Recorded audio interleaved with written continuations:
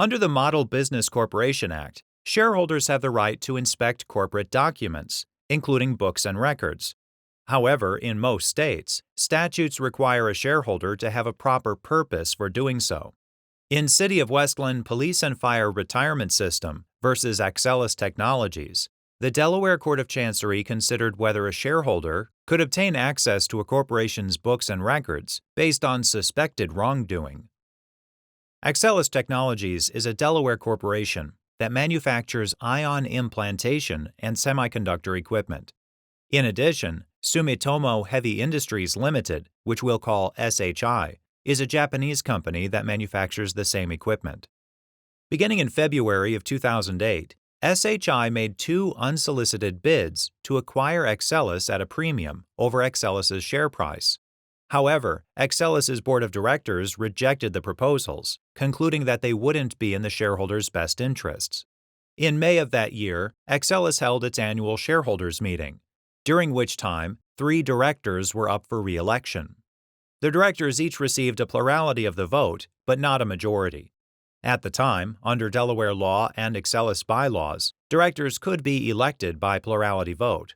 Also, under Axcelis's policy, directors who didn't receive a majority vote had to submit their resignation to the board, which had the sole discretion to accept or reject it. After the 3 directors submitted their resignations, the board announced it wouldn't accept them. In doing so, the board argued that the directors had significant experience with the company, held key committee posts, and would be best positioned to continue negotiations with SHI. Nevertheless, SHI didn't make any further offers to acquire Axcelis, and Axcelis's share price fell dramatically by the fall of 2008.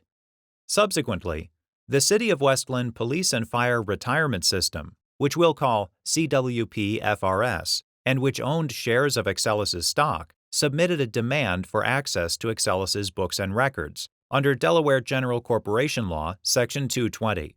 In the demand, CWP-FRS alleged that Axcelis's board breached its fiduciary duty to its shareholders.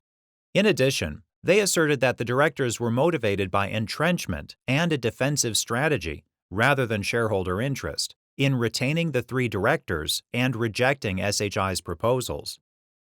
In response, Axcelis rejected the demand, stating that the CWP-FRS didn't state a proper purpose for it. CWP-FRS then sued Axcelis in Delaware Chancery Court to compel inspection of its books and records,